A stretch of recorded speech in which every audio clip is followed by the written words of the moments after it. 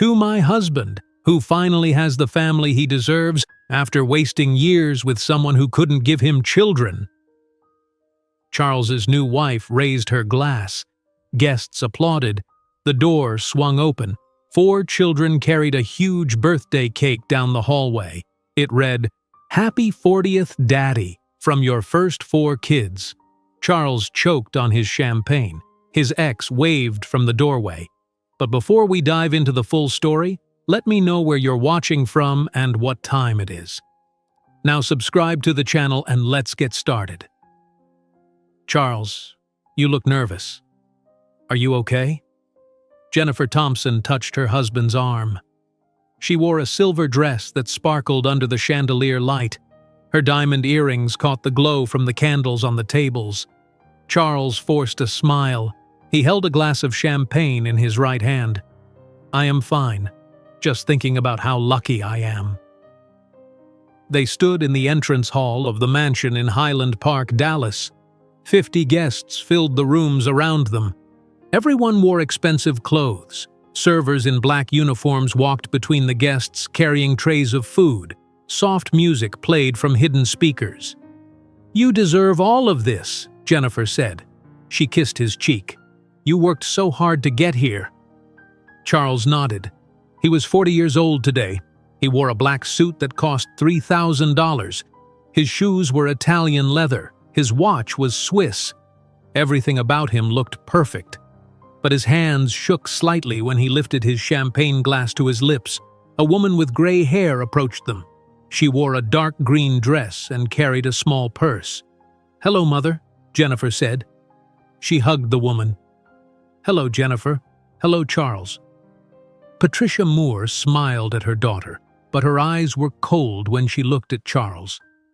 "Thank you for coming, Patricia," Charles said. He shook her hand. Patricia did not hold his hand for long. She pulled away quickly. "Of course, it is my daughter's home. I will always come when she invites me." Jennifer did not notice the tension. She was too happy. She waved at someone across the room. "Mother, I need to introduce you to some of Charles's business partners. Come with me." Patricia followed her daughter into the living room. Charles stayed in the entrance hall. He greeted more guests as they arrived. A man with black hair and glasses walked through the front door. He carried a wrapped gift box. "Robert," Charles shook his hand firmly. "Thank you for coming." "Of course, Charles. Happy birthday." Robert Chen handed him the gift. 40 years old. "You made it." Charles laughed. "Barely. Your business is doing great. You should be proud." Robert looked around at the mansion. "You have everything a man could want." "Yes, I am very lucky." Charles said the words, but his smile looked tight. Robert walked into the living room to get a drink. Charles greeted more guests. He shook hands. He told jokes. He thanked everyone for coming, but his eyes kept moving to the front door. He could not stop watching it. Inside the living room, Jennifer stood with her mother and several guests. The room had tall ceilings and marble floors. Expensive paintings hung on the walls. Through the large windows, guests could see the swimming pool. Blue lights glowed under the water. "This house is beautiful," a woman in a red dress said. "Thank you," Jennifer replied. "My family bought it 5 years ago. Charles and I moved in after we got married." "How long have you been married?" the woman asked. 8 months, Jennifer said. Her face glowed with happiness. "Best 8 months of my life." Patricia stood nearby. She sipped her wine and said nothing. A man in a gray suit joined the group. His name was David Rodriguez. "Charles told me he had a difficult first marriage. I am glad he found happiness with you, Jennifer." "Yes, his first wife was very difficult," Jennifer said. Her voice became serious. "Margaret could not have children. She was infertile. It broke Charles's heart. He wanted a family so badly." Patricia frowned but still said nothing. "That must have been hard for both of them," the woman in red said. "It was. But now Charles has me, and I can give him everything he deserves." Jennifer smiled. More guests arrived, the rooms filled with conversation and laughter. Servers passed trays of shrimp and small sandwiches. Everyone drank champagne from crystal glasses. At 8 o'clock, Jennifer walked to the center of the living room. She picked up a microphone from a side table. She tapped it twice. The sound echoed through the room. "Excuse me, everyone, can I have your attention, please?" The guests stopped talking. They turned to look at Jennifer. Charles stood near the doorway. His face went pale. "I want to thank you all for coming tonight," Jennifer said. Her voice was clear and strong. "We are here to celebrate my husband's 40th birthday. Charles is an amazing man. He worked so hard to build his business. He overcame so many obstacles." People nodded and smiled. Charles tried to smile too, but his hands gripped his champagne glass tightly. "Many of you know Charles had a difficult first marriage," Jennifer continued. "His ex-wife Margaret could not give him children. She was infertile. It caused problems in their marriage. Eventually, they divorced." Charles's face turned white. He wanted Jennifer to stop talking, but he could not move. "But Charles never gave up on his dream of having a family," Jennifer said. Her voice became emotional. "He is the most loving man I have ever met, and I am so proud to tell you all that I am going to give him the family he always wanted. We are trying to get pregnant." The room exploded with applause. Guests clapped and cheered. Women hugged Jennifer. Men patted Charles on the back. "Congratulations!" someone shouted. "That is wonderful news!" another person called out. Jennifer raised her glass. "To Charles, the best husband in the world." "To Charles!" everyone repeated. They lifted their glasses. Charles lifted his glass too. His hand shook so badly that champagne spilled on his black suit. He drank it quickly. He needed another drink immediately. The room was full of noise and celebration. Then the front door opened. Everyone heard it. The heavy wooden door swung wide. Cold air rushed into the entrance hall. 4 children walked inside. They were 2 boys and 2 girls. They all looked exactly 10 years old. They wore matching blue shirts and khaki pants. Together, they carried a huge birthday cake. The cake was heavy. They held it carefully with both hands. The cake had blue frosting. Gold letters spelled out words across the top. A woman near the door gasped. She pointed at the cake. Other guests turned to look. The room became quiet. The music still played, but no one spoke. Charles stared at the children. His mouth opened, but no sound came out. The champagne glass slipped from his hand. It fell to the marble floor. The crystal shattered into 1,000 pieces. Jennifer stopped speaking. She still held the microphone. She looked at the front door with confusion. The 4 children walked slowly into the living room. They carried the cake together. Their faces were serious. They did not smile. Everyone could see the gold letters now. The words were clear. "Happy 40th birthday, Daddy, from your first 4 kids." The room went completely silent. 50 guests stared at the children. No one moved. No one breathed. A woman appeared in the doorway. She was 38 years old. She had light brown hair pulled back in a simple ponytail. She wore a plain blue dress. She carried no purse. She wore no jewelry. Her face was calm. She was not crying. She was not angry. She was smiling. Margaret Thompson stepped into the light, and Charles realized there is no escape from the truth. Margaret walked into the living room. Her shoes made soft sounds on the marble floor. She did not hurry. She did not run. She walked slowly and calmly. Her brown eyes looked around at all the guests. She did not seem nervous or afraid. The 4 children followed her. They still carried the cake together. The boy with glasses adjusted his grip. The girl with braids whispered something to the younger boy. They moved carefully so they would not drop it. Jennifer dropped the microphone. It hit the floor with a loud bang. The sound made several guests jump. "Charles!" Jennifer's voice was sharp. "Charles, who are these children?" Charles opened his mouth. He closed it. He opened it again. No words came out. His face was completely white. Sweat appeared on his forehead. "Charles!" Jennifer shouted. "Answer me! Who are they?" Margaret stopped in the center of the room. The 4 children stopped beside her. They stood in a perfect line. The cake was heavy, but they did not put it down yet. "Hello, everyone," Margaret said. Her voice was quiet, but everyone heard her. The room was so silent that even breathing seemed loud. "My name is Margaret Thompson. I was married to Charles for 3 years." Someone gasped. A man near the window took out his phone. 11 years ago I became pregnant," Margaret continued. She spoke like she was reading a grocery list. No emotion showed on her face. "The doctors told us I was carrying quadruplets. 4 babies. Charles was 29 years old, I was 27. Jennifer stared at Margaret, then she stared at Charles. "What is she talking about?" Charles finally found his voice. "Jennifer, I can explain. This woman is—" "I am the mother of his 4 children," Margaret said. She gestured to the children beside her. "Emily, Ethan, Olivia, and Oliver. They are 10 years old. They were born on March 15th. The girl with braids was Emily. The boy with glasses was Ethan. The girl with paint on her fingers was Olivia. The youngest boy with the big smile was Oliver." "This is insane," Charles said. His voice cracked. "Jennifer, do not listen to her. She is lying. She is mentally unstable. I told you about her." "Yes, you did tell Jennifer about me," Margaret said. She looked at Charles for the first time. "You told her I was infertile. You told her I could not have children. You told her I was cold and distant." "You were!" Charles shouted. "You were impossible to live with." "I was 4 months pregnant when you left," Margaret said.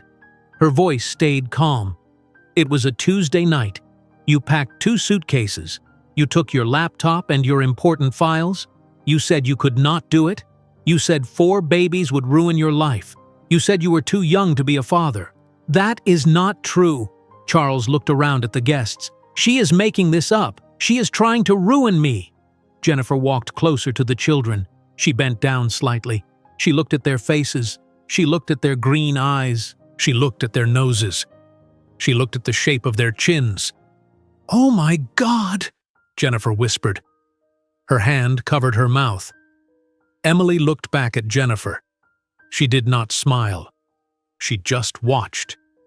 "They look exactly like you, Charles," Jennifer said. She turned to face her husband. Tears filled her eyes. "They have your eyes. They have your face." "Jennifer, please!" Charles reached for her. Jennifer stepped away from him. "Do not touch me." Margaret continued speaking.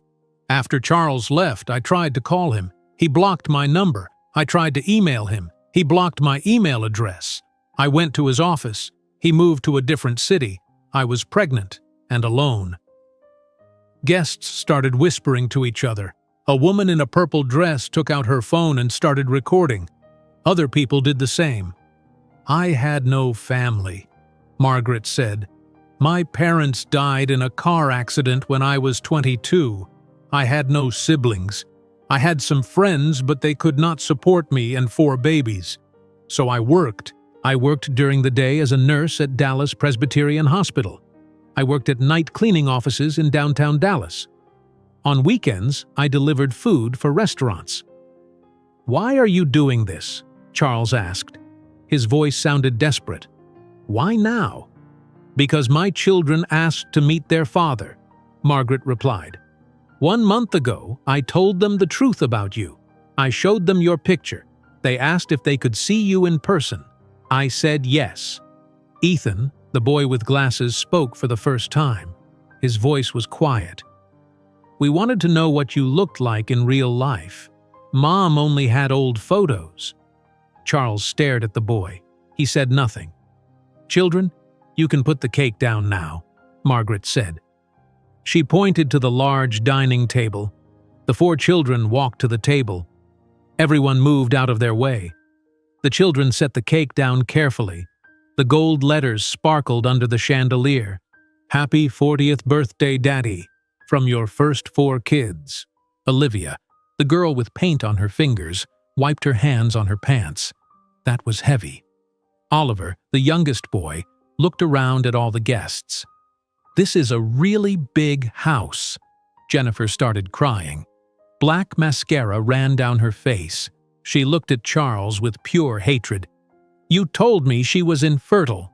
You told me she could not have children." "She could not," Charles insisted. I thought—" "You lied!" Jennifer screamed. "You lied about everything!" Patricia Moore pushed through the crowd. She walked straight to Margaret. "I am Jennifer's mother. I am so sorry. We did not know." Margaret nodded. "I know. Charles was very good at lying." "How can I help you?" Patricia asked. "Do you need money? Do you need anything?" "No, thank you," Margaret said. "I do not need money. I have a good job now. I just needed Charles to stop hiding. I needed these children to see who their father really is." Charles looked around the room. Every single person was staring at him. Some looked angry. Some looked disgusted. Some looked sad. No one looked friendly. "This is all a misunderstanding," Charles said. He tried to smile. "Margaret is confused. She had some kind of breakdown after our divorce. I tried to help her, but she refused treatment." "Stop lying," Emily said. She was only 10 years old, but her voice was strong. "Mom has all the documents. She has the marriage certificate. She has our birth certificates. She has the divorce papers that you never signed because you just disappeared." "We have DNA tests too," Ethan added. He pushed his glasses up his nose. "Mom took us to a lab. The test proves you are our father. We can show everyone if you want." Charles's face turned from white to red. "You had no right to do that without my permission." "You had no right to abandon your children," Margaret said. Her calm voice cut through his anger like a knife. Jennifer collapsed into a chair. Her mother rushed to her side. Patricia held her daughter while Jennifer sobbed. A man in the crowd stood up. He had gray hair and wore an expensive suit. His name was Robert Chen. "Charles," Robert said slowly, "I just remembered something." Charles looked at him with fear in his eyes. 11 years ago you asked me for money," Robert continued. "You said you needed $50,000 for your divorce lawyer. You said Margaret was dangerous. You said she was trying to take everything from you. You said you needed help." The room went even quieter if that was possible. "I gave you that money," Robert said. His voice became hard. "You never paid me back. You said you would pay me back in 6 months. That was 11 years ago, Charles." Charles said nothing.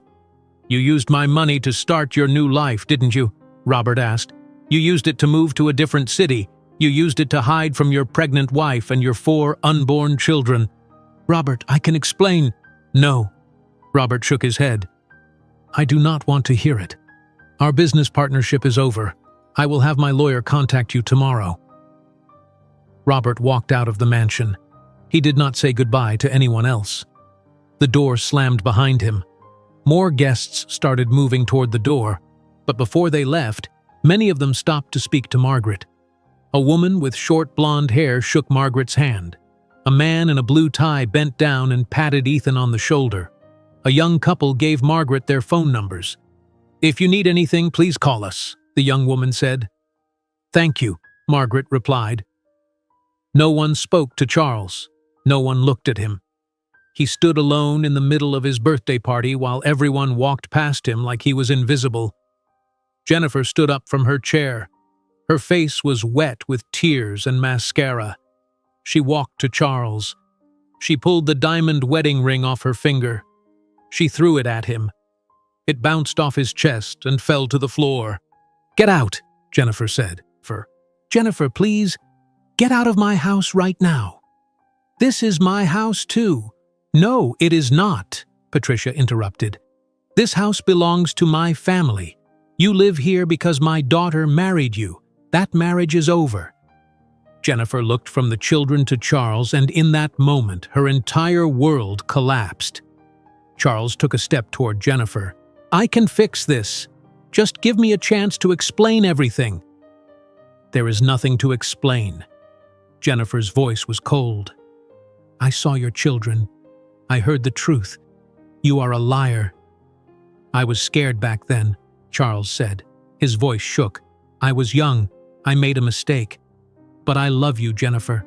I love you." You do not love anyone but yourself." Jennifer turned away from him. She looked at her mother. "Call security." Patricia pulled her phone from her purse. She pressed a button and held it to her ear. A woman in a black dress stood up from one of the chairs. Her name was Susan Clark. She was friends with Jennifer's family. "I need to say something," Susan announced. Everyone looked at her. "Charles told me about his first wife 2 years ago. We were at a charity event in Houston. He said Margaret was in a mental hospital. He said she had a breakdown and tried to hurt herself." Margaret's face stayed calm. "I was never in a mental hospital. I was working and raising my children." "He showed me papers," Susan continued. "He had documents that said Margaret was receiving psychiatric treatment. He said he was paying for her care." "Those documents were fake," Margaret said. "Charles made them up so people would believe his story." A man near the fireplace raised his hand. His name was David Rodriguez. He owned a construction company in Dallas. "I saw those documents too," David said. "Charles showed them to me when we started working together. He said his ex-wife was dangerous. He said she was obsessed with him. He said she sent him threatening emails." "I never sent him anything," Margaret said. "He blocked all my contact information." David shook his head. "Charles, I trusted you. I believed you. Now I know you lied to all of us." More guests started speaking up. A woman said Charles told her Margaret was an alcoholic. A man said Charles claimed Margaret stole money from him. Another woman said Charles showed her fake medical records proving Margaret was infertile. Every story was a lie. Every document was fake. Charles built his new life on lies, and now everyone knew the truth. Patricia finished her phone call. "Security is coming." "This is ridiculous," Charles said. "You cannot kick me out of my own home." "It was never your home," Patricia replied. "My family owns this house. We let you live here because you married Jennifer. But that is over now." 2 men in dark suits entered through the front door. They were security guards from the Highland Park Neighborhood Patrol. One was tall with broad shoulders. The other was shorter but very muscular. "Mrs. Thompson called us," the tall guard said. "Is there a problem?" Jennifer pointed at Charles. "This man needs to leave immediately." "This is insane." Charles looked around at the remaining guests. "You all know me. I am a successful businessman. I have a reputation in this city." "You had a reputation," David Rodriguez said. "Not anymore." The shorter security guard walked over to Charles. "Sir, you need to come with us." "I am not going anywhere." Charles backed away. "Jennifer, please, we can talk about this. We can work it out." "There is nothing to work out." Jennifer's voice was ice. "You lied about being able to have children. You lied about your first wife. You abandoned 4 babies. You are not the man I thought you were." "I was trying to protect you," Charles shouted. "I did not want you to know about my past because I was ashamed." "You should be ashamed," Emily said. All the adults looked at the 10-year-old girl. She stood next to her mother with her arms crossed. "You left Mom when she needed you. You never called. You never sent money. You never asked if we were okay." Oliver, the youngest boy, nodded. "We had to share 1 bedroom in a tiny apartment. Mom slept on the couch so we could have the bed. We wore clothes from thrift stores," Olivia added. "Other kids made fun of us sometimes. But Mom said we should be proud because she worked hard for everything we had." Ethan pushed his glasses up. "Mom worked 3 jobs. She was always tired. But she never complained. She read to us every night even when she could barely keep her eyes open." Charles looked at the 4 children. Tears filled his eyes. "I am sorry. I am so sorry." "Sorry does not fix anything," Margaret said. "Sorry does not give back the 10 years you stole from them." The tall security guard touched Charles's arm. "Sir, please come with us. Do not make this difficult." Charles pulled his arm away. "I need my car keys." "They are inside." "No," Jennifer said. "You can get your keys tomorrow. Right now, you need to leave." "How am I supposed to get home?" Charles asked. "Call a taxi," Patricia said. "Or walk. I do not care." The two security guards each took one of Charles's arms. He tried to pull away, but they were too strong. They walked him toward the front door. "Jennifer!" Charles shouted over his shoulder. "Please, I love you. I made a mistake. Everyone makes mistakes." Jennifer said nothing. She watched them take him away. The guests who were still there started gathering their coats and purses. They walked past Margaret and her children. Many of them stopped to shake Margaret's hand or give her a hug. A young woman with red hair bent down to talk to the children. "You are very brave. Your mother raised you well." "Thank you," Emily said quietly. An older man gave Margaret his business card. "I own a law firm here in Dallas. If you ever need legal help, call me. I will not charge you anything." Margaret took the card. "That is very kind. Thank you." One by one, the guests left. Soon the mansion was nearly empty. Only Jennifer, Patricia, Margaret, and the 4 children remained. The broken champagne glass still lay on the marble floor. Pieces of crystal sparkled under the lights. A server came with a broom and swept it up. Patricia walked over to Margaret. "Please sit down. You and the children must be tired." "We are okay," Margaret said. But she did sit down on one of the chairs. The children sat on the floor near her feet. Jennifer sat down across from Margaret. Her face was red and puffy from crying. Her perfect makeup was ruined. "I am so sorry," Jennifer said. Her voice broke. "I did not know. I had no idea." "I know," Margaret replied. "Charles was very convincing. He fooled everyone." "How did you find him?" Patricia asked. "How did you know about the party?" "I never stopped looking for him," Margaret said. "I hired a private investigator 6 months ago. I saved money for 2 years to pay for it. The investigator found Charles in Dallas. He found out about his new marriage. He found out about his business. He told me everything." "Why did you wait until tonight?" Jennifer asked. "I wanted Charles to feel what I felt," Margaret said. "When he left me, he did it in front of no one. He left quietly in the night like a coward. I wanted him to face the truth in front of everyone. I wanted all his friends and business partners to know what kind of man he really is." Patricia nodded. "He deserved it." Jennifer looked at the 4 children sitting on the floor.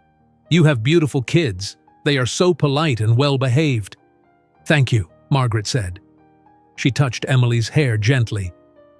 "They are everything to me." "Can I ask you something?" Jennifer said. She looked nervous. "Yes. Was he always like this? Was he always a liar?" Margaret thought for a moment. "When I met him, he was charming and ambitious. He wanted to be successful. He wanted to make money. But when things got hard, he ran away. He could not handle responsibility. He could not handle sacrifice. I almost had children with him," Jennifer whispered. Her eyes filled with tears again. "If you had not come tonight, I would have gotten pregnant. I would have built my life with him." "That is why I came," Margaret said.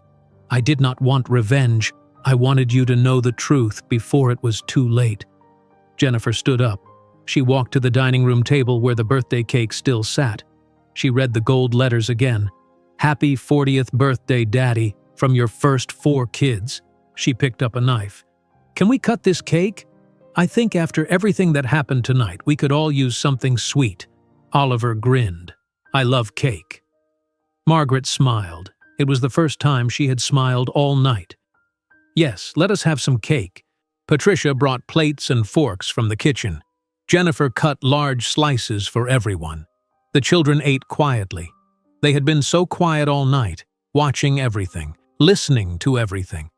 As the door closed behind Charles and the security guards drove him away, Jennifer cut the first slice of cake and realized she had just escaped the same fate Margaret had suffered 10 years ago. Jennifer placed a slice of cake on a plate. She handed it to Emily. The blue frosting stuck to the knife. "Thank you," Emily said. She took a small bite. Patricia brought glasses of milk from the kitchen. She set them on the table in front of the children. "Here you go. Milk goes well with cake." Oliver took a big gulp of milk. He got a white mustache on his upper lip. Olivia laughed and pointed at him. "You look silly," Olivia said. Oliver wiped his mouth with the back of his hand. "At least I am enjoying the cake." Margaret ate her slice slowly. She had not eaten anything since lunch. The cake was sweet and rich. Too sweet, actually, but she ate it anyway. Jennifer sat down with her own slice. She pushed the cake around on her plate with her fork. She did not take a bite. "Are you not hungry?" Patricia asked her daughter. "No," Jennifer said. "My stomach hurts. I think I am still in shock." "That is understandable," Patricia replied. She sat down next to Jennifer and rubbed her back. Ethan finished his cake first. He set his plate down and looked at his mother. "Mom, can we go home soon?" Margaret checked her watch. It was 9:30 at night. "Yes, we should leave soon. It is a long drive back to Mesquite." "You live in Mesquite?" Jennifer asked. "Yes, we have a small apartment there. It is close to the hospital where I work." "That is almost an hour from here," Patricia said. "You should not drive that far tonight. You must be exhausted. Stay here." Margaret shook her head. "Thank you, but we should go home. The children have school tomorrow." "Actually, we do not," Ethan said. "Tomorrow is a teacher planning day. We have the day off." "Oh," Margaret had forgotten. "Well, we should still go home." "Please stay," Jennifer said. She looked at Margaret with red, tired eyes. "I have 5 empty bedrooms upstairs. You and the children can sleep here tonight. You can leave in the morning when you are rested." Margaret hesitated. She did not like accepting help from people. She was used to doing everything herself. "It is not safe to drive when you are this tired," Patricia added. "Please, stay." "Can we, Mom?" Oliver asked. "I want to see the swimming pool."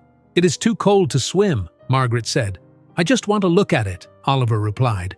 Margaret sighed. "All right, we will stay tonight, but we leave first thing in the morning." "Thank you," Jennifer said. She stood up. "I will prepare the rooms for you." While Jennifer went upstairs, Patricia cleared the plates. Margaret helped her carry everything to the kitchen. The kitchen was huge with white cabinets and marble countertops. A large refrigerator stood against one wall. "You have a beautiful home," Margaret said. "It is my family's home," Patricia replied. "My husband bought it 20 years ago. After he died, I gave it to Jennifer. I thought she would raise her children here. Now I am glad she found out the truth before that happened." Margaret rinsed the plates in the sink. "I did not want to ruin her birthday party, but I needed Charles to face what he did." "You did the right thing," Patricia said firmly. "My daughter needed to know. Charles would never have told her the truth." They finished cleaning in silence. When they returned to the living room, the 4 children sat on the couch. They looked small in the large room. "Are you tired?" Margaret asked them. "A little," Emily said. "Today was a long day." Olivia yawned. "I am very tired." Jennifer came down the stairs. "The rooms are ready. Follow me." Margaret and the children walked up the curved staircase. The second floor had a long hallway with many doors. Jennifer opened the first door on the left. "This room has 2 beds," Jennifer said. "The girls can sleep here." Emily and Olivia walked inside. The room had pink walls and white furniture. 2 beds with soft blankets sat on opposite sides of the room. "This is nice," Emily said quietly. Jennifer opened another door across the hall. "The boys can sleep here." Ethan and Oliver looked inside. The room had blue walls and wooden furniture. 2 beds with thick comforters filled the space. "Cool," Oliver said. Jennifer opened a third door. "Margaret, this room is for you." The room had a large bed with white sheets. A private bathroom connected to it. Windows overlooked the backyard. "This is too much," Margaret said. "It is just for one night," Jennifer replied. "Please, let me do this." Margaret nodded. "Thank you. There are new toothbrushes in each bathroom," Jennifer said, "and towels if you want to shower. If you need anything else, my room is at the end of the hall." Jennifer went back downstairs. Margaret helped the children get ready for bed. She tucked Emily and Olivia into their beds first. "Mom," Olivia said, "are you okay?" "Yes, baby, I am okay." "Today was scary," Olivia admitted. "I know." But it is over now. Try to sleep." Margaret kissed both girls on the forehead. Then she went across the hall to check on the boys. Ethan was already lying down with his eyes closed. Oliver sat on the edge of his bed. "Mom, do you think Dad is mad at us?" Oliver asked. Margaret sat down next to him.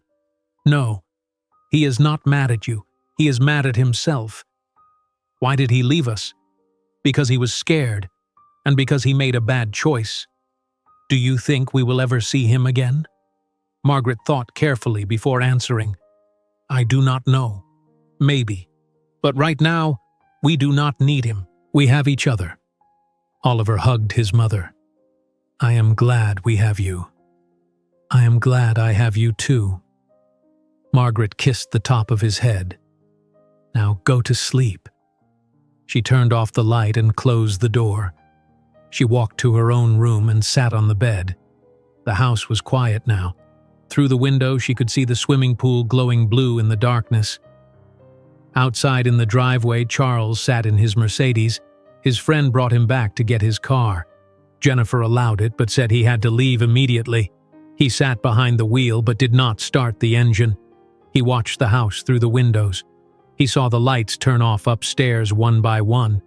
He knew Margaret and the children were inside. He knew Jennifer was done with him. He finally started the car. He drove away from Highland Park. He drove to his office building in downtown Dallas. The building was dark and empty. Everyone had gone home hours ago. He took the elevator to the 10th floor. His office had large windows overlooking the city. He sat at his desk and stared at his computer screen. He thought about calling Jennifer.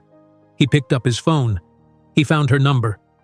His finger hovered over the call button. But what would he say? Sorry? That was not enough. Explanation? There was no explanation that would make it better. He set his phone down. He put his head in his hands. The next morning, Charles woke up at his desk. His neck hurt from sleeping in the chair. Sunlight came through the windows. He checked his phone. It was 7:15 in the morning. He had 40 missed calls. He had over 100 text messages. He opened his email. He had 200 unread messages. His stomach dropped. Something was wrong. He opened the first email. It was from a client named Stephen Park. The subject line said, "Terminating contract." Charles opened the email and read, "Dear Charles, I saw the videos from your birthday party last night. I cannot do business with someone who abandons his children. Our contract is terminated immediately." Charles's hands shook. He opened another email. Same thing. And another. And another. He opened his social media. His name was trending. Someone had posted a video from the party.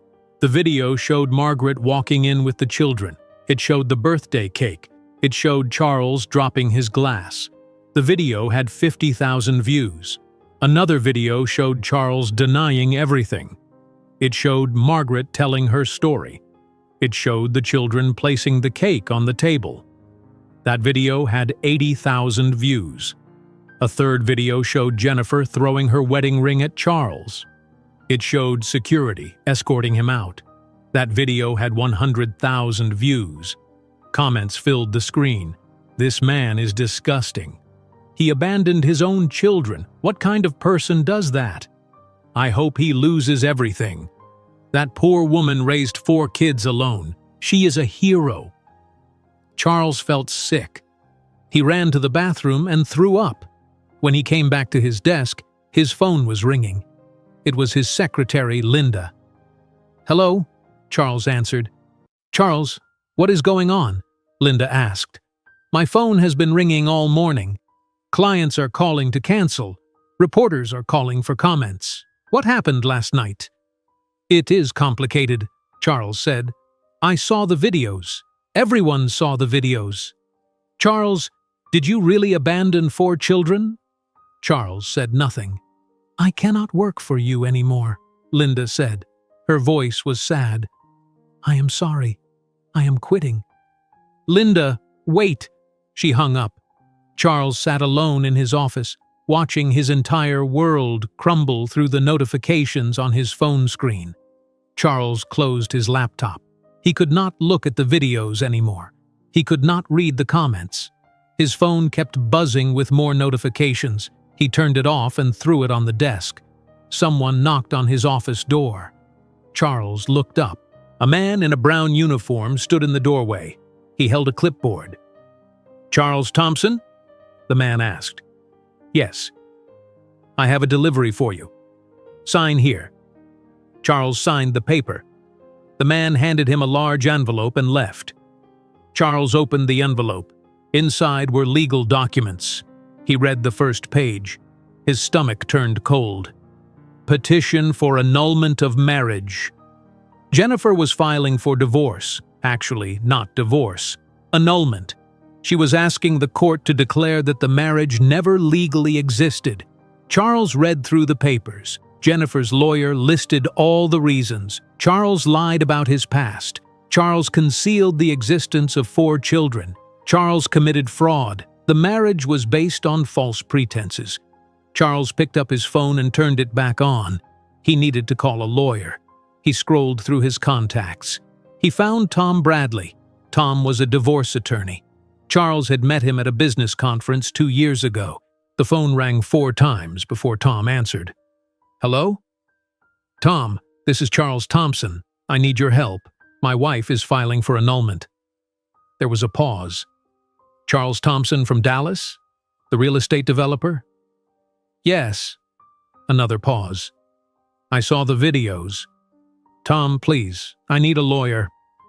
"I do not think I can help you," Tom said slowly. "Why not?" "Because your case is impossible to win. You lied to your wife about having children. That is textbook fraud. Any judge will grant the annulment immediately." "But I have rights," Charles argued. "We were married for 8 months. I should get something. The house belonged to her family before you got married. You have no claim to it. Did you sign a prenuptial agreement?" Charles's throat went dry. "Yes." "Then you get nothing. The prenup protects her assets. You walked away with what you brought into the marriage." "This is not fair." "Fair?" Tom's voice became hard.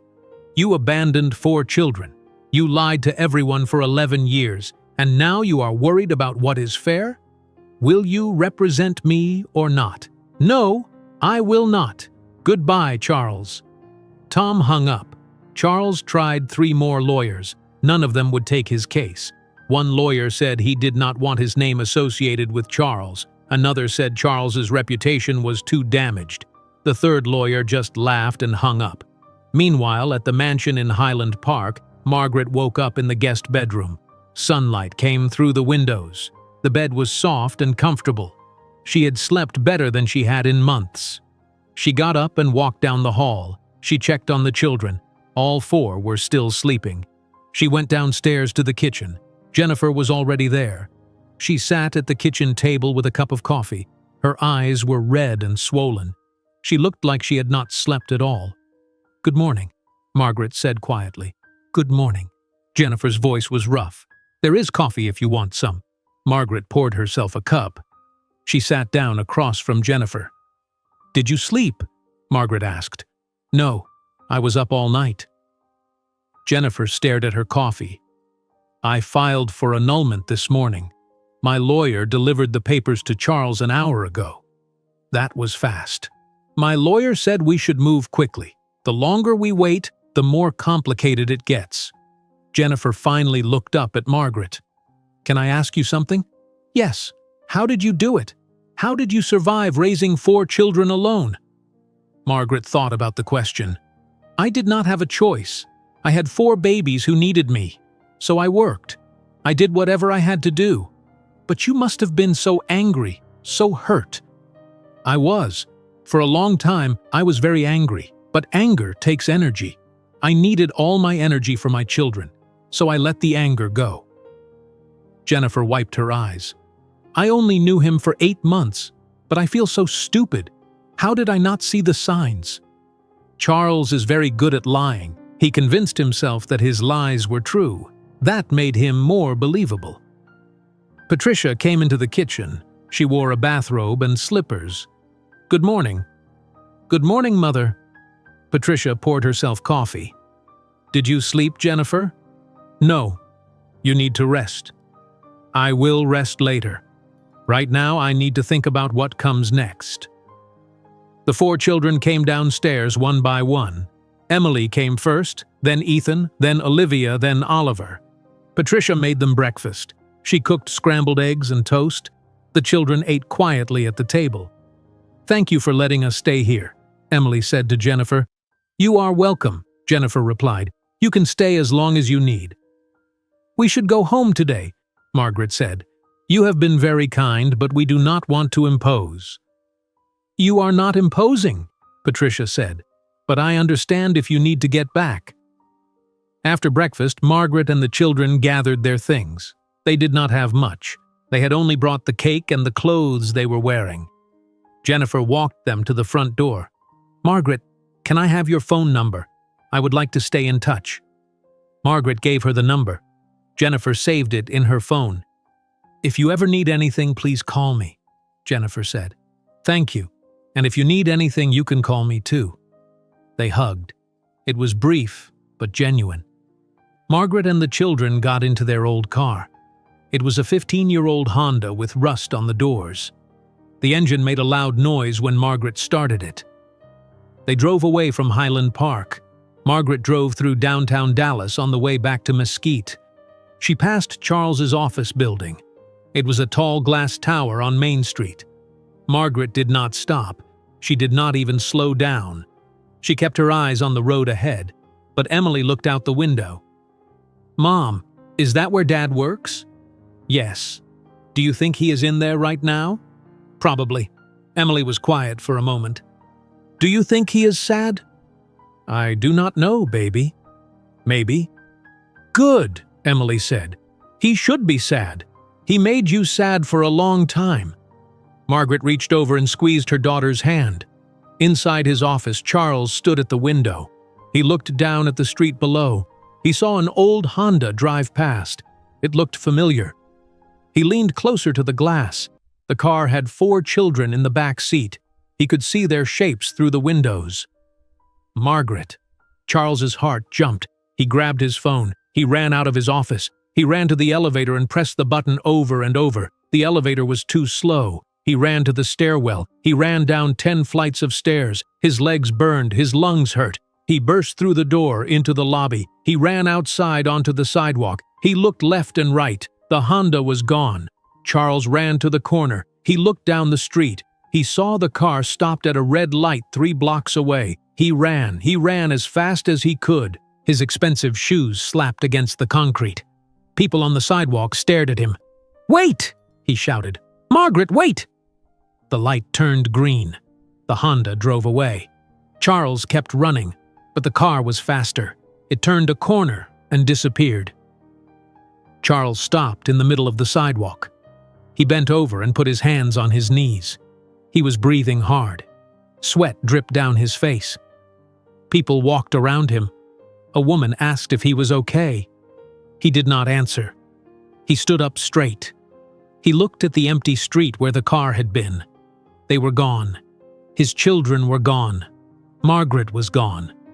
He walked slowly back to his office building. His legs felt heavy. When he got back to his office, he sat down at his desk.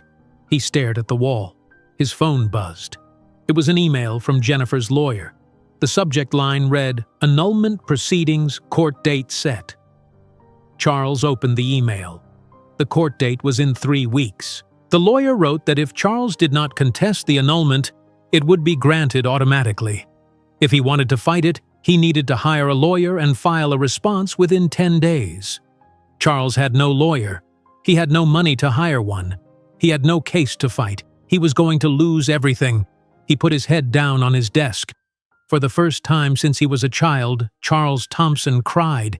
He cried for his children who did not know him. He cried for Margaret who survived without him. He cried for Jennifer who trusted him. He cried for the life he destroyed with his own hands. But mostly he cried because he knew that no amount of tears could fix what he had broken. 3 weeks later, the annulment was granted. The marriage between Charles and Jennifer Thompson was declared null and void. It was as if it never happened. Charles moved out of his apartment in Highland Park. He could not afford the rent anymore. He found a small apartment in Fort Worth. It cost $400 a month. It had one bedroom, a tiny bathroom, and a kitchen with old appliances. The walls were thin. He could hear his neighbors arguing at night. His business was failing. Robert Chen took all their shared clients. Other business partners stopped returning his calls. Charles tried to find new clients, but no one wanted to work with him. His name was Poison in Dallas. He sold his Mercedes. He bought a used Toyota. He sold his expensive watches. He sold his designer suits. He kept 2 suits for job interviews, but no one would hire him either. Margaret drove back to Mesquite with her children, and as the Dallas skyline disappeared in her rearview mirror, she felt a weight lift from her shoulders that she had carried for 11 long years. Margaret pulled into the parking lot of her apartment building in Mesquite. The building was old and needed paint. The parking lot had cracks in the concrete. But it was home. The children got out of the car. Oliver ran ahead to the door. Emily walked slowly behind him. Ethan carried the empty cake pan.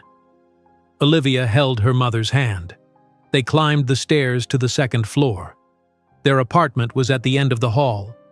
Margaret unlocked the door, and they went inside. The apartment was small. It had 2 bedrooms, 1 bathroom, and a kitchen that connected to the living room. The furniture was old but clean. The walls were bare except for drawings that Olivia had made. "I am tired," Emily said. She dropped her backpack on the couch. "Me too," Ethan agreed. "You can rest," Margaret said. "We do not have to do anything today." The children went to their bedroom. Margaret walked to the kitchen. She looked in the refrigerator. She needed to go grocery shopping. They were almost out of milk and bread. Her phone rang. It was a number she did not recognize. She almost did not answer, but something told her to pick up. "Hello? Margaret? This is Patricia Moore, Jennifer's mother."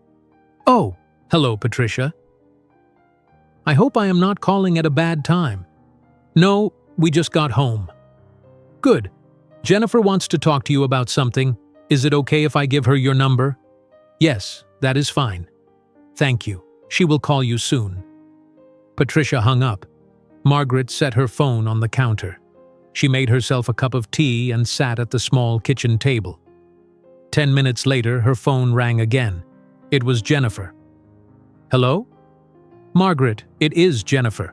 Do you have a few minutes to talk?" "Yes. I have been thinking about what happened, about you and your children, about how you survived alone for so long." Jennifer's voice sounded different, stronger. "I want to do something to help other women in your situation." Margaret listened. "I want to start a foundation," Jennifer continued. "A foundation that helps single mothers who were abandoned. We could provide legal help, financial support, childcare, whatever they need." "That is a good idea," Margaret said. "I want to name it after you." Margaret was quiet for a moment. "You do not need to do that." "Yes, I do. You showed me what real strength looks like. You raised 4 children alone with no help. You deserve to be honored." "Jennifer, I just did what I had to do." "Exactly. And there are hundreds of other women doing the same thing right now. We can help them." Jennifer paused. "Will you be on the foundation board? I want you to help me make decisions." Margaret thought about it. She had never been on a board before. She had never been part of anything official. But maybe this was important. "Yes," Margaret said. "I will do it." "Thank you. Thank you so much." They talked for 20 more minutes. Jennifer had ideas. Margaret asked questions. By the end of the call, they had a basic plan. After they hung up, Margaret sat at the table for a long time. She looked around her small apartment. She thought about Jennifer's big mansion. She thought about the foundation. She thought about helping other women. Maybe something good could come from all the pain. The next day, Jennifer met with her lawyer, Marcus Webb. They sat in his office in downtown Dallas. The office had dark wood furniture and law books on every wall. "I want to start a non-profit foundation," Jennifer said. "What do I need to do?" Marcus pulled out a legal pad.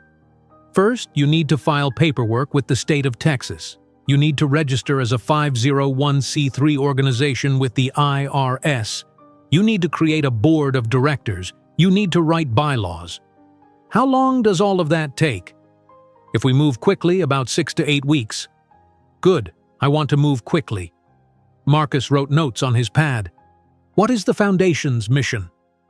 "To help single mothers who were abandoned. We will provide legal aid, financial support, and childcare." "That is a strong mission. What will you name it?" "The Margaret Thompson Foundation." Marcus looked up. "After your husband's ex-wife?" "Yes. She raised 4 children alone with no help. She is the strongest person I know." Marcus nodded slowly. "That is very generous of you." "It is not generous. It is necessary." They worked together for 2 hours. Marcus explained all the legal requirements. Jennifer took notes. She asked questions. She wanted to do everything correctly. Patricia came to the office at noon. She brought sandwiches for lunch. "How is it going?" Patricia asked. "Good," Jennifer said. "Marcus is helping me set everything up." "I am proud of you," Patricia said. She sat down next to her daughter. "You are turning something terrible into something beautiful. I just want to help people." "You will. I know you will."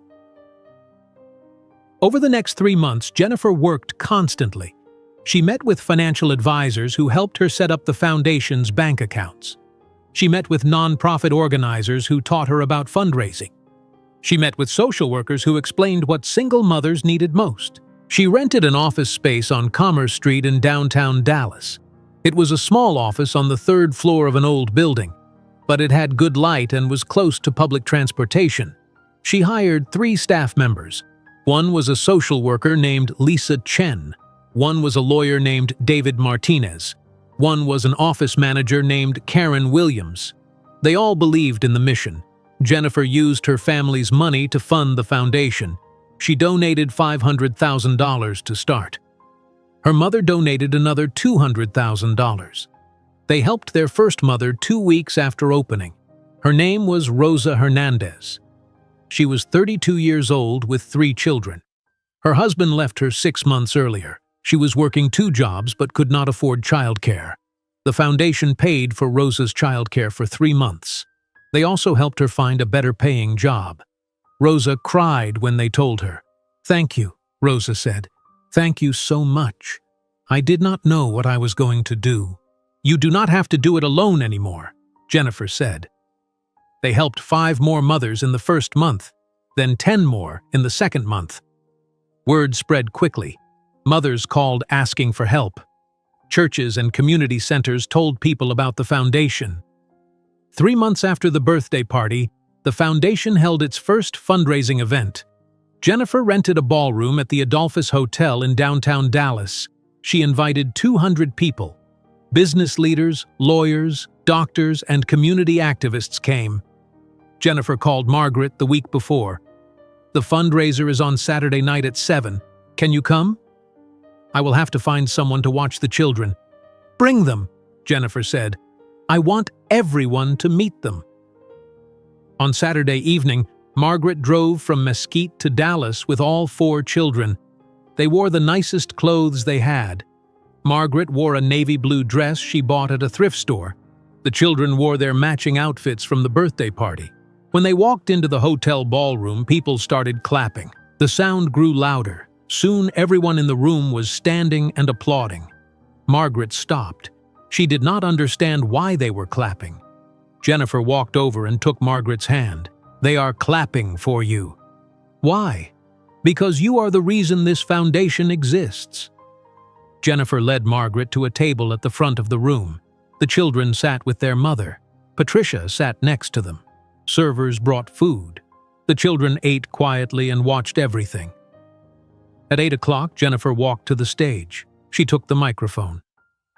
"Thank you all for coming tonight," Jennifer said. 3 months ago, my life changed completely. I discovered that the man I married was not who he said he was. He lied about his past. He abandoned his 4 children. He hurt many people. The room was silent. Everyone listened. But I also met someone who showed me what real strength looks like. Her name is Margaret Thompson. She raised 4 children completely alone for 10 years. She worked 3 jobs. She never gave up. She never asked for help. She just survived. Jennifer looked at Margaret. "Margaret, will you please stand up?" Margaret stood slowly. People clapped again. "This foundation exists because of Margaret," Jennifer continued. "I want to help other women like her. Women who were abandoned but refused to give up. Women who work hard every day to give their children a better life. Women who deserve support." The applause grew louder. People stood up. The entire room gave Margaret a standing ovation. Emily held her mother's hand. Ethan smiled. Olivia wiped tears from her eyes. Oliver waved at people in the crowd. Margaret sat back down. Her face was red. She did not like being the center of attention, but she felt proud. Meanwhile, in Fort Worth, Charles sat in his tiny apartment. He ate a hamburger from a fast food restaurant. His apartment had no furniture except an air mattress on the floor. He had 1 plate, 1 fork, and 1 cup. His phone buzzed. It was an email. He opened it. The email was from a news website. The headline read, "New Foundation Helps Abandoned Mothers, founded by woman who discovered husband's secret children." Charles clicked the link. There was a photo of Jennifer and Margaret standing together at the fundraiser. They were both smiling. Charles stared at the photo for a long time, knowing that Jennifer had found her purpose while he had lost everything he ever claimed to value. Charles closed his laptop. He could not look at the photo anymore. He turned off all the lights in his apartment and lay down on the air mattress. The room was dark and cold. 6 months passed. Margaret and her 4 children no longer lived in Mesquite. They moved to Austin, Texas. Margaret got a better job at Del Seaton Medical Center. The hospital paid more money than her old job. They also provided housing assistance. Margaret found a small 2-bedroom apartment near the hospital. It was clean and safe. The rent was affordable. The children started at Brentwood Elementary School in August. Emily joined the soccer team. She practiced every Tuesday and Thursday after school. She was fast and strong. Her coach said she had natural talent. Ethan joined the chess club. He went to meetings every Wednesday afternoon. He won his first tournament in September. He brought home a small trophy. Margaret put it on the kitchen shelf. Olivia took art classes at the community center on Saturday mornings. She loved painting and drawing. Her teacher said Olivia had a gift.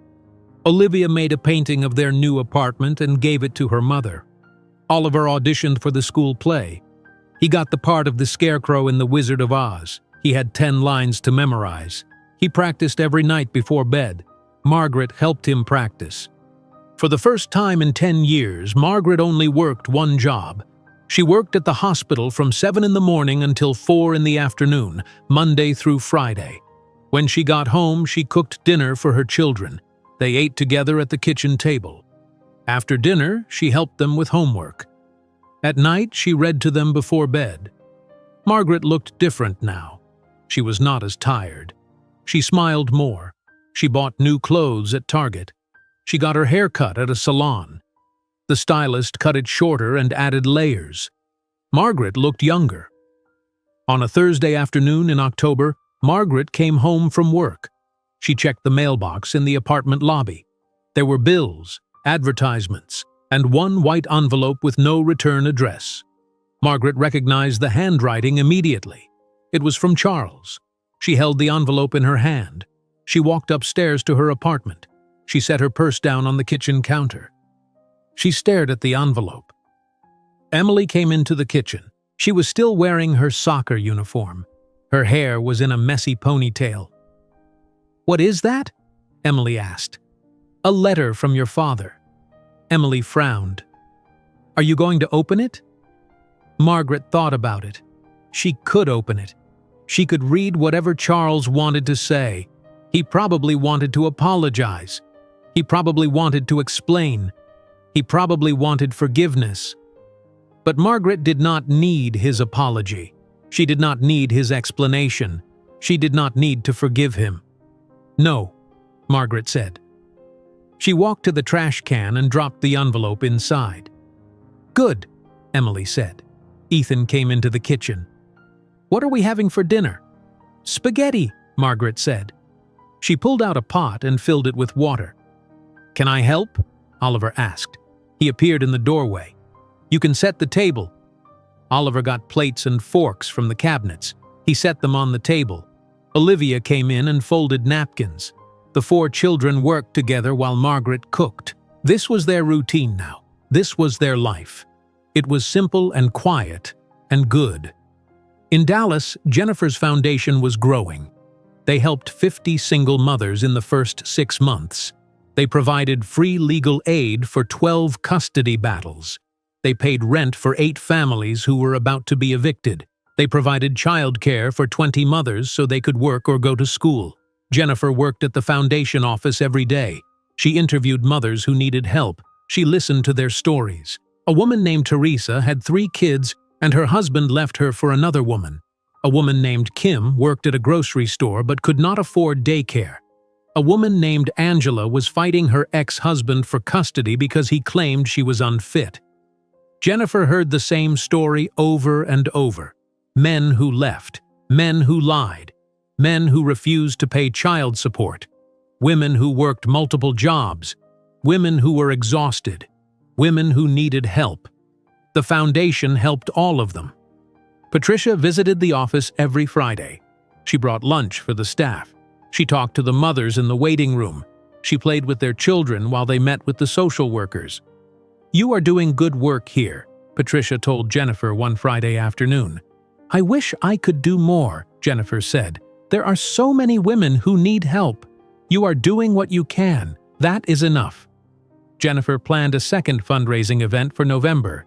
It would be bigger than the first one. She rented a ballroom at the Fairmont Hotel. She invited 300 people. She hired a catering company. She made a video about the foundation's work to show at the event. She called Margaret to invite her. "The event is on Saturday, November 18th at 7 in the evening," Jennifer said. "Can you come?" "Yes," Margaret said. "The children have the day off from school that Friday. We can drive up on Friday afternoon." "Perfect. You can stay with my mother and me. We have plenty of room." "See, thank you." "Will you speak at the event? I want you to tell your story again." Margaret hesitated. She did not like public speaking, but she knew it was important. Women needed to hear that survival was possible. "Yes," Margaret said. "I will speak." 2 weeks before the event, Jennifer sent out the invitations. She posted about it on social media. She sent press releases to local newspapers and television stations. A reporter from Channel 8 News came to interview her. They filmed inside the foundation office. They interviewed Jennifer and 2 mothers who had been helped by the foundation. The story aired on the 6 o'clock news. It showed Jennifer talking about the foundation's mission. It showed Rosa Hernandez, the first mother they helped, talking about how the foundation saved her family. It showed children playing in the foundation's childcare room. At the end of the segment, the reporter said, "The foundation's next fundraising event is on Saturday, November 18th at the Fairmont Hotel. Tickets are still available." In Fort Worth, Charles watched the news story on his laptop. He had moved again. He now lived in an even smaller apartment. This one cost $300 a month. It had bugs and the heat did not work properly. Charles worked at a car rental company at Dallas-Fort Worth Airport. He wore a blue uniform with a name tag. He helped customers carry their luggage. He cleaned cars between rentals. He made $10 an hour. Every night, he came home exhausted. His body hurt, his feet hurt. He was 41 years old and his life was nothing. He thought about Margaret every day. He thought about his 4 children. He wondered what they were doing. He wondered if they ever thought about him. He sent Margaret a letter in October. She never responded. He tried calling her. The number was disconnected. He looked her up on social media. She had no accounts. She was invisible online. He felt like he was disappearing. When he saw the news story about the foundation event, an idea came to him. Margaret would be at that event. Jennifer said so in the interview. Margaret was going to speak. Charles could go to the event. He could see Margaret and his children. He could apologize in front of everyone. He could show them he was sorry. He could ask for forgiveness. Maybe if they saw how much he had lost, they would understand. Maybe they would give him another chance. Charles went to the mall the next day. He found a suit on clearance for $90. It was black with thin white stripes. It was not as nice as his old suits, but it was better than nothing. He bought a white shirt for $20 and a red tie for $15. He went home and hung the suit in his closet. He practiced what he would say. He stood in front of the bathroom mirror. "Margaret, I know I hurt you. I know I made terrible mistakes. But I want to make things right. I want to be a father to my children. Please give me a chance." He said it over and over until it sounded natural. He requested the day off from work. His manager was not happy but said yes. Charles circled November 18th on his calendar. He counted the days. In Austin, Margaret prepared for the trip to Dallas. She washed the children's nice clothes. She ironed their shirts. She made sure their shoes were clean. "Are we going to see Jennifer?" Olivia asked. "Yes, and we are going to stay at her mother's house." "I like Jennifer," Oliver said. "She is nice." "Will there be a lot of people at the event?" Ethan asked. "Yes, about 300 people." "That is a lot," Ethan said quietly. He did not like crowds. "You will be fine," Margaret said. "We will all be together." On Friday, November 17th, Margaret packed a small bag for the weekend. She loaded the children into the car. They drove north toward Dallas. The drive took 3 hours. The children played games and listened to music. Emily read a book. Ethan did a puzzle on his tablet. Olivia drew pictures. Oliver looked out the window. They arrived at Patricia's house at 5 in the evening. Patricia lived in a large house in University Park, not far from where Jennifer used to live with Charles.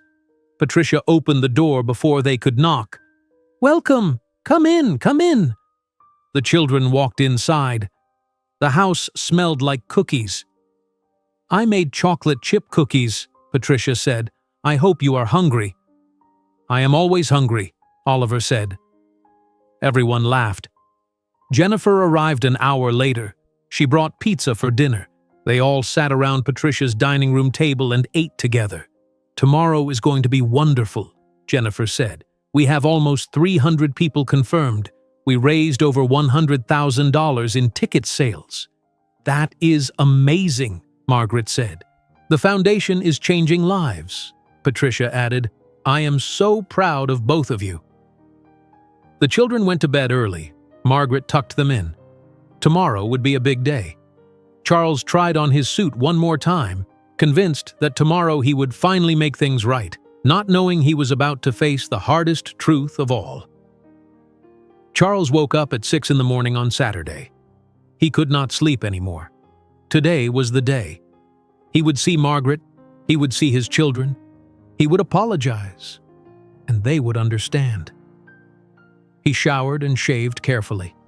He put on the black suit with white stripes. He put on the white shirt and red tie. He looked at himself in the mirror. He looked thinner than he used to. His face looked older, but he looked presentable. He left his apartment at 5 in the evening. The event started at 7. He wanted to arrive early. He drove his old Toyota from Fort Worth to Dallas. Traffic was heavy on Interstate 30. It took him an hour to get to the Fairmont Hotel downtown. He parked in a public garage 2 blocks away. Parking at the hotel was too expensive. He walked to the hotel entrance. His new shoes hurt his feet. They were cheap and stiff. The hotel lobby was large and elegant. Chandeliers hung from the ceiling. Marble floors reflected the light. People in expensive clothes walked through the lobby toward the ballroom. Charles followed them. A woman at the entrance to the ballroom held a clipboard. "Name, please?" she asked. "Charles Thompson." She looked at her list. "I do not see your name here. Did you buy a ticket?" "No, but I need to get in. It is important." "I am sorry, sir. This is a private event. You need a ticket." How much is a ticket? $500. Charles's stomach dropped. He only had $60 in his wallet. I do not have $500, but I really need to get inside. My family is in there. The woman looked uncertain. I am sorry. I cannot let you in without a ticket. Charles stepped aside. He watched people walk into the ballroom. He needed to get inside somehow. Inside the ballroom, Margaret and her children sat at a table near the front. The room was beautiful. White tablecloths covered the tables. Fresh flowers sat in the center of each table. A stage with a podium stood at the front of the room. A large screen hung behind the podium. Emily wore a blue dress. Ethan wore a button-up shirt and tie. Olivia wore a purple dress. Oliver wore a white shirt and black pants. They all looked nervous. Are you okay? Margaret asked them. I do not like all these people, Ethan said quietly. I know, but we will be together the whole time. Jennifer walked to the stage. She wore a red dress and high heels. She looked confident and strong. She took the microphone. Good evening, everyone. Thank you for coming to the second annual Margaret Thompson Foundation fundraiser. People clapped. The ballroom was full. 300 people filled the chairs. 6 months ago, we held our first event, Jennifer continued. Since then, we have helped over 50 single mothers. We provided legal aid, financial support, and childcare. We changed lives. More applause. Tonight, we want to share some of those stories with you. We want to show you exactly where your donations go. The lights dimmed. The screen behind Jennifer lit up. A video began to play. It showed mothers talking about how the foundation helped them. It showed children playing in the foundation's childcare center. It showed lawyers helping mothers with custody cases. The video was 10 minutes long. When it ended, everyone stood and clapped. Jennifer spoke again. All of this is possible because of one woman. Margaret Thompson raised 4 children alone for 10 years. She worked 3 jobs. She never gave up. She inspired this foundation. Margaret, will you please come to the stage?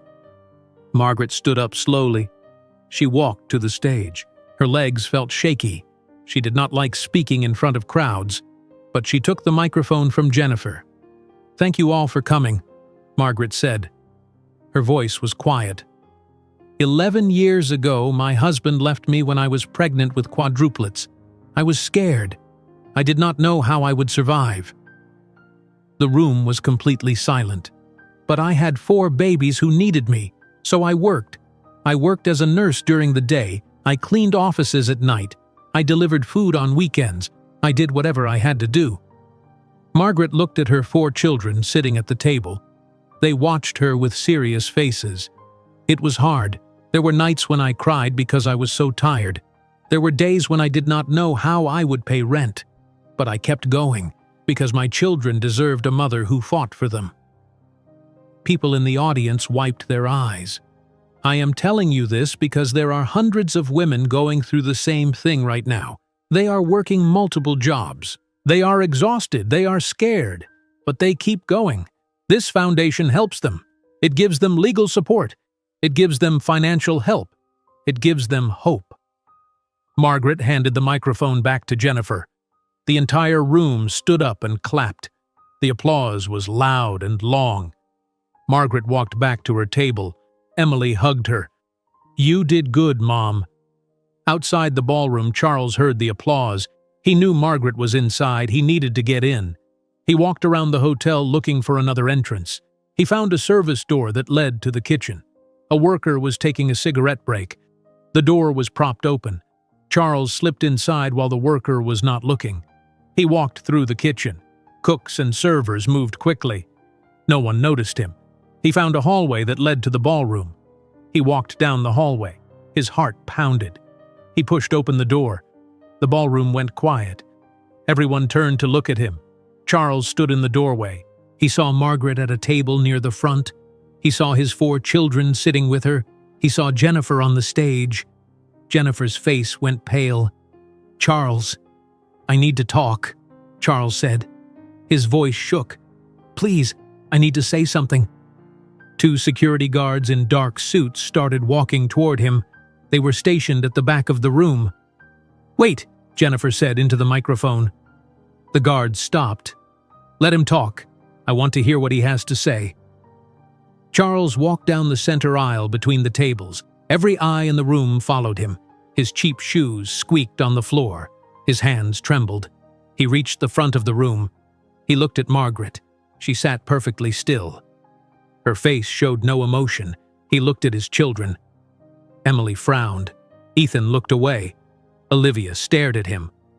Oliver did not smile. Charles got down on his knees, right there in front of 300 people.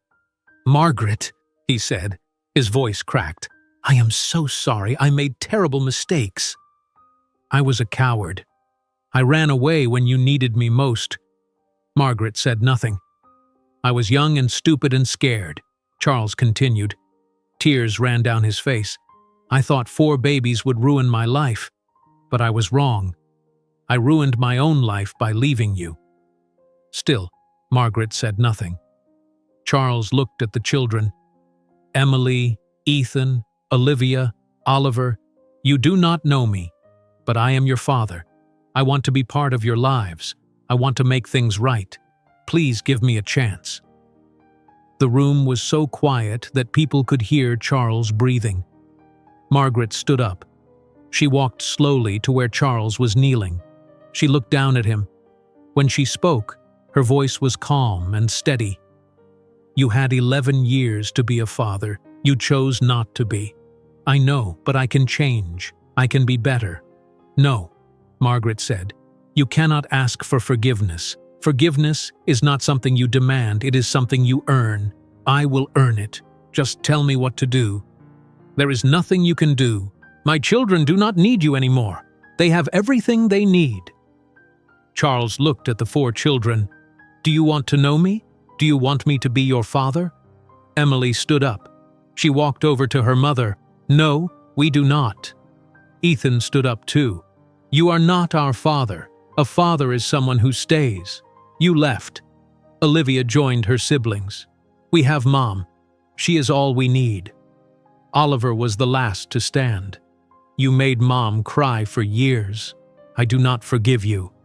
Charles sobbed. He covered his face with his hands. "Please, please."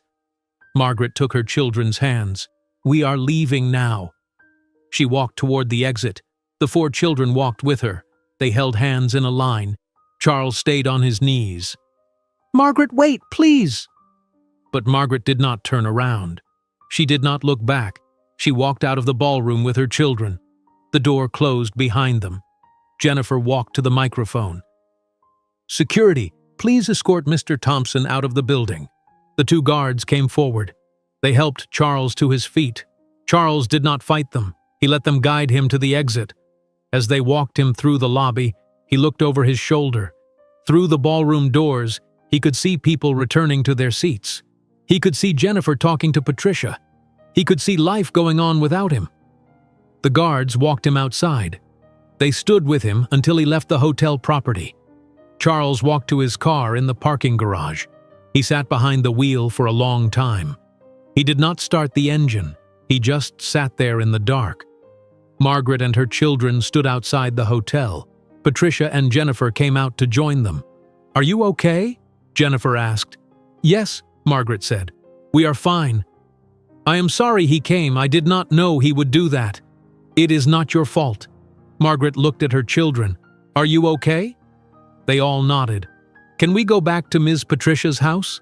Oliver asked. "Yes, let us go." They drove back to Patricia's house. Inside, Patricia made hot chocolate for the children. They sat in the living room and drank it quietly.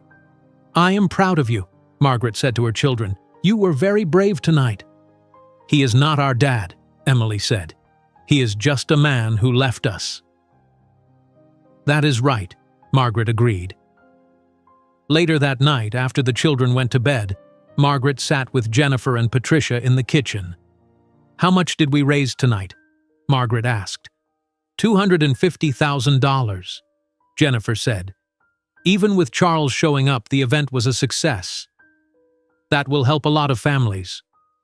"Yes, it will." Margaret looked out the kitchen window. The night was dark and quiet. She thought about Charles kneeling in that ballroom. She thought about his tears. She did not feel sorry for him. She felt free. Charles sat in his apartment in Fort Worth, staring at the wall, finally understanding that some mistakes cannot be fixed with apologies or tears. Charles sat in the darkness until his phone battery died. Then he drove home to Fort Worth. It was almost midnight when he arrived. He went inside and lay down on the air mattress. He did not bother taking off his suit. 1 week later, a man knocked on Charles's apartment door. Charles opened it. The man wore a brown uniform and held an envelope. "Charles Thompson?" "Yes." "Sign here, please." Charles signed. The man gave him the envelope and left. Charles opened it. Inside were legal documents. His hands shook as he read the first page. Final decree of annulment. Thompson versus Thompson. The marriage was officially over. Legally, it never existed. Charles got nothing. No money, no property, nothing. He threw the papers on the floor. 2 days later, another envelope arrived. This one was from a law office in Dallas. Charles opened it with a feeling of dread. Notice of lawsuit. Chen v. Thompson. Robert Chen was suing him for $50,000 plus interest. The total amount was now $68,000. Charles had no money to pay. He had $600 in his bank account. His rent was due in 1 week. He needed to buy food. He needed to pay for gas to get to work. He called the law office. A receptionist answered. "I received a notice about a lawsuit," Charles said. "Can I speak to someone about it?" "Hold, please." A man came on the line. "This is Attorney James Morton. How can I help you?" "I received papers from your office. Robert Chen is suing me. I do not have the money to pay him." "That is not my problem, Mr. Thompson. My client is owed money. You borrowed it 11 years ago and never paid it back." "Can we work out a payment plan?" "You can propose one to the court, but my client wants the full amount. I do not even have a lawyer." "Then you should get one. The court date is in 6 weeks. If you do not show up, the judge will rule in my client's favor automatically." The lawyer hung up. Charles sat on his air mattress. He put his head in his hands. Everything was falling apart. He went to work the next day. His manager, a woman named Carol Stevens, called him into her office. "Charles, we need to talk," Carol said. She looked uncomfortable. "What is wrong?"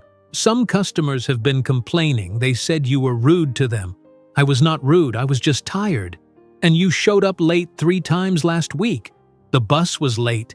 It is not my fault," Carol sighed. "Charles, I am going to have to let you go. This is not working out." "You are firing me?" "Yes. I am sorry. You can pick up your last paycheck on Friday."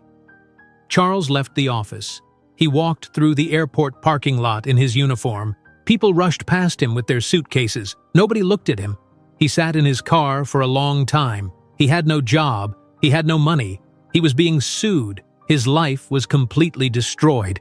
In Austin, Margaret received a phone call at work. It was from a lawyer named Rachel Kim. "Ms. Thompson, my name is Rachel Kim. I am calling because Charles Thompson filed a petition for custody of your children." Margaret's heart stopped. "What?" "He filed paperwork with the court last week. He is asking for joint custody and visitation rights.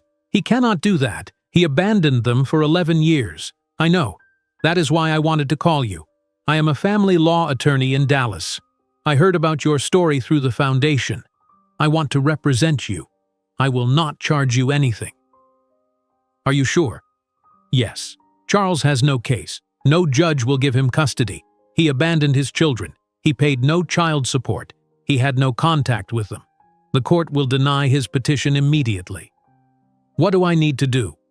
"Just send me all your documents, birth certificates, proof that you raised them alone, work records, everything. I will handle the rest." "Thank you. Thank you so much." "You are welcome. Do not worry about this. Charles is desperate and making bad decisions." Margaret hung up. She sat in the hospital break room for a moment. She felt angry. How dare Charles try to take her children now? After everything? She called the children's school to make sure they knew not to release the children to anyone except her. She gave them a photo of Charles. She told them he was not allowed near her children. That evening, Margaret told the children about Charles's custody attempt. "He wants to see us?" Emily asked. She looked upset. "He filed papers with a court, but my lawyer says he will not win." "I do not want to see him," Ethan said firmly. "You will not have to," Margaret promised. "The court will not make you." "Good," Olivia said. "He is not our dad." Oliver was quiet. Margaret looked at him. "Are you okay?" "Yes, I just do not understand why he wants to see us now. He did not want us before." "I do not understand either, baby, but it does not matter. He will not get custody." And 2 weeks later, Rachel Kim called Margaret again. "The court denied Charles's petition," Rachel said. "The judge looked at all the evidence and said Charles had no grounds for custody. He has no parental rights." "What does that mean?" "It means he cannot try again. He cannot contact the children. If he tries, you can get a restraining order." "Thank you, Rachel." "You are welcome. Your children are safe." Margaret felt relief wash over her. Charles could not hurt them anymore. In Dallas, Jennifer sat in her office at the foundation. She was on the phone with a real estate agent. "We need more space," Jennifer said. "We are helping too many families to stay in this small office." "I have a property on Elm Street," the agent said. "It is 5,000 square feet, 2 floors. It would be perfect for a nonprofit." "How much?" $3,000 per month? We will take it." Jennifer hung up. She looked at Patricia, who sat across from her desk. "We are expanding," Jennifer said. "That is wonderful," Patricia replied. "How many families are you helping now?" "Over 100, and we are getting calls every day from women who need help. You should open offices in other cities." "I am thinking about it. Maybe Houston and San Antonio." Patricia smiled. "Your father would be so proud of you." "I hope so." Jennifer's phone rang. It was Lisa Chen, the social worker. "Jennifer, we have a problem," Lisa said. 3 families are about to be evicted. They all need help paying rent. We do not have enough money in the emergency fund." Jennifer looked at her computer screen. She checked the foundation's bank account. They had raised $250,000 at the last event, but they had spent most of it helping families. "How much do they need?" $12,000 total. "I will transfer the money today. Use the emergency fund. I will replenish it from my personal account." "Are you sure?" "Yes. We cannot let those families lose their homes." Jennifer transferred $15,000 from her personal account to the foundation. She had plenty of money. Her family was wealthy. She could afford to help. Over the next month, the foundation helped 8 more families. Jennifer hired 3 more staff members. They moved into the new office on Elm Street. The space was bright and open. They had private rooms for meetings with families. They had a large playroom for children. They had offices for the lawyers and social workers. Jennifer called Margaret to tell her about the expansion. "We are helping so many people," Jennifer said. "This foundation is changing lives." "I am so proud of what you built," Margaret said. "I could not have done it without you." "Yes, you could have. You have a good heart, Jennifer." "When can you visit the new office?" "Maybe next month. The children have a break from school." "Perfect. I will take you all to dinner." After they hung up, Jennifer sat at her desk and looked at the photos on the wall. There was a photo of her and Margaret from the first fundraiser. There was a photo of the 4 children eating cake at the birthday party. There was a photo of the mothers the foundation had helped. This was her purpose. This was her life now. She was no longer the naive woman who married Charles.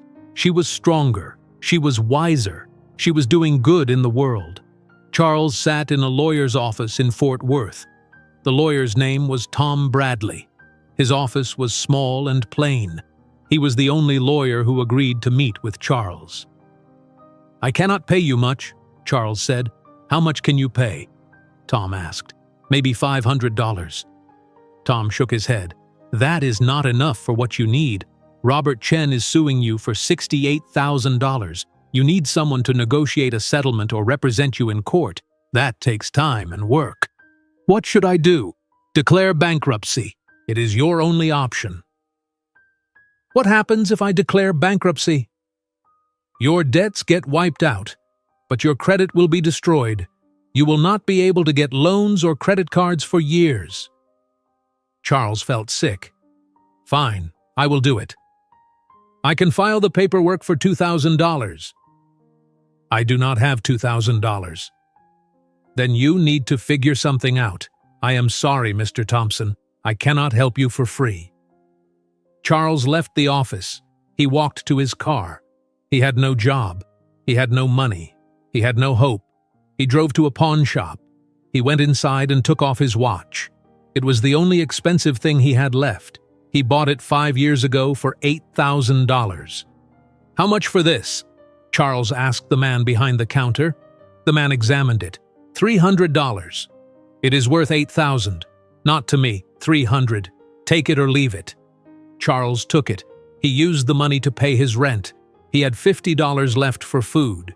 Charles realized that the cost of his lies was not just money or reputation, but the complete destruction of everything he once believed made him worthy. Charles sat in his apartment with $50 and the understanding that he had destroyed his own life piece by piece with every lie he told. 1 year passed. In Austin, Texas, Margaret Thompson stood in the backyard of her new house. It was a small house with 3 bedrooms and 2 bathrooms. It had a yard with grass and a wooden fence. It was nothing fancy, but it was hers. She bought it 6 months ago. The hospital gave her a promotion to head nurse. The new position paid $60,000 per year. It was more money than Margaret ever thought she would make. She was able to save for a down payment. The children each had their own bedroom now. No more sharing. No more sleeping on the couch. They had space. A dog ran across the yard chasing a tennis ball. His name was Lucky.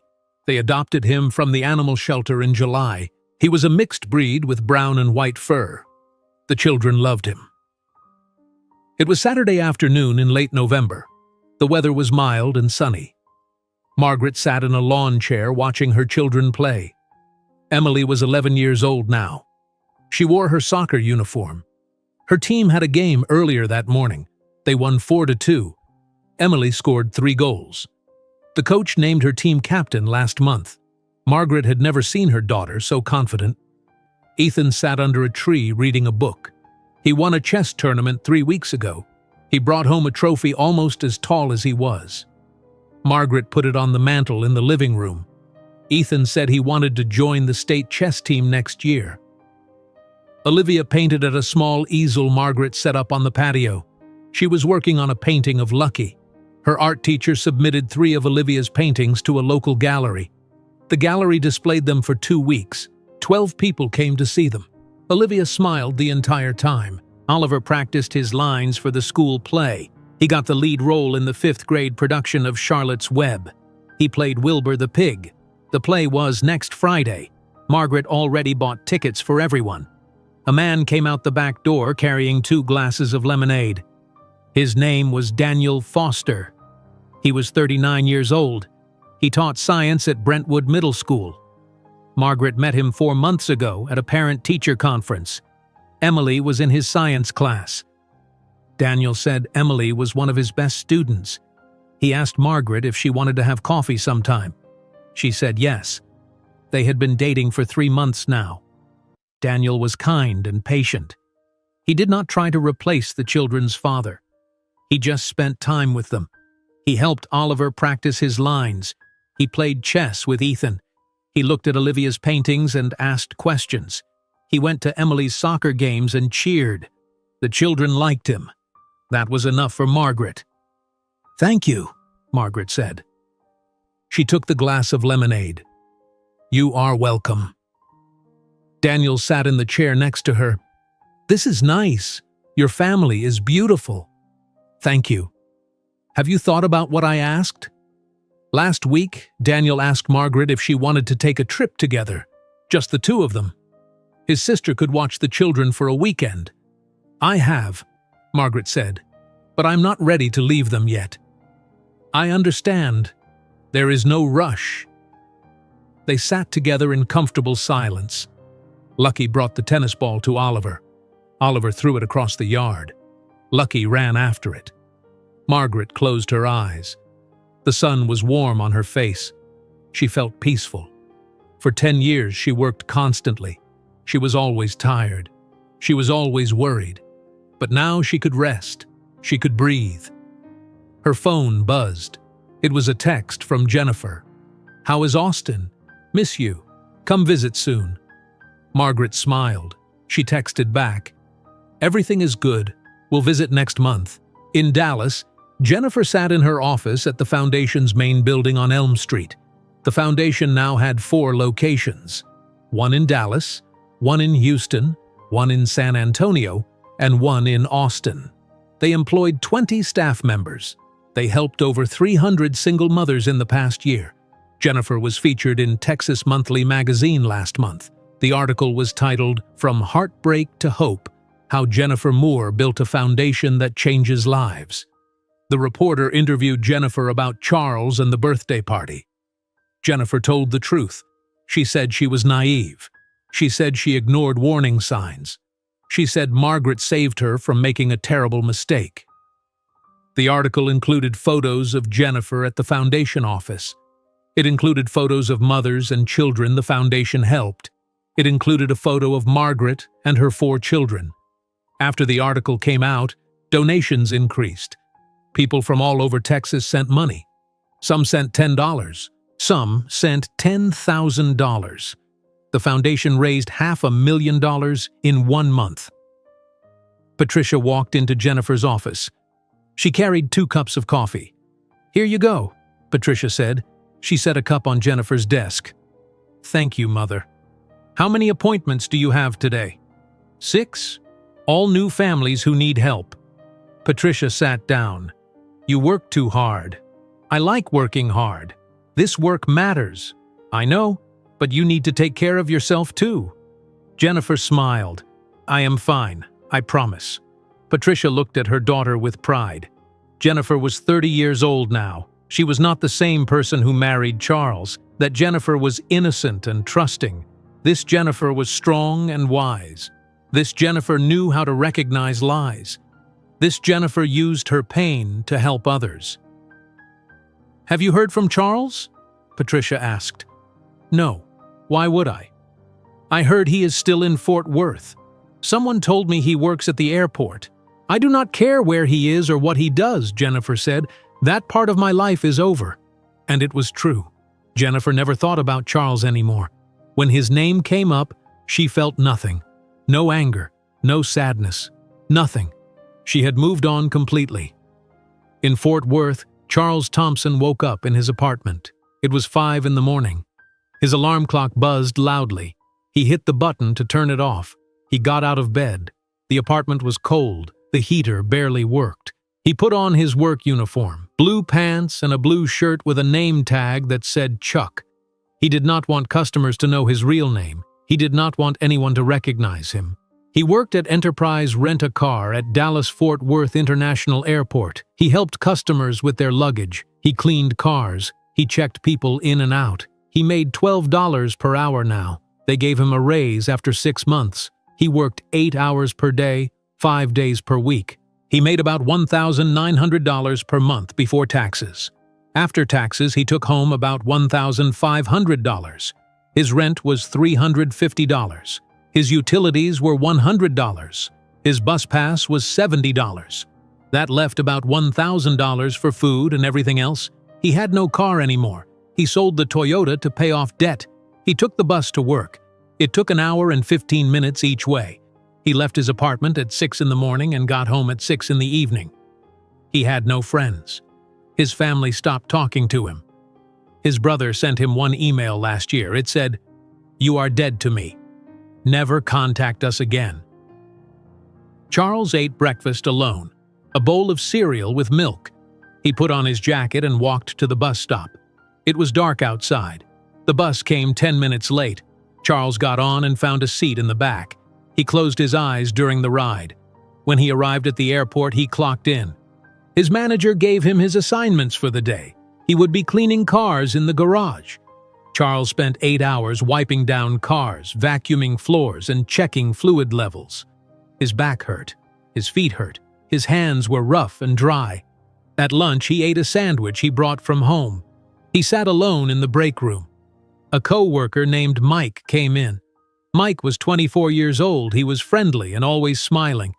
"Hey, Chuck, how is it going?" Mike asked. "Fine. You want to get beers after work? Some of us are going to Buffalo Wild Wings." "No, thank you. You never come out with us. Why not?" "I am tired." Mike shrugged. "All right, if you change your mind, let me know." Mike left. Charles ate his sandwich in silence. He thought about his life. He was 42 years old. He made $12 an hour. He lived in a tiny apartment with no furniture. He had no family. He had no friends. He had nothing. He thought about Margaret. He thought about his 4 children. He wondered what they were doing right now. He wondered if they ever thought about him. They did not. 3 months ago, Charles tried to contact Margaret one more time. He found her address in Austin. He drove there on his day off. He stood outside her house. He saw the children playing in the backyard. A man came outside. He was tall with dark hair. He played with the children. He threw a ball for the dog. He laughed with them. Margaret came outside and kissed the man on the cheek. Charles felt sick. Margaret had moved on. She had a new life. She did not need him. A police car pulled up. An officer got out. "Sir, you need to leave," the officer said. "I just want to talk to my kids. There is a restraining order against you. You are not allowed within 500 feet of this property. If you do not leave right now, I will arrest you." Charles left. He drove back to Fort Worth.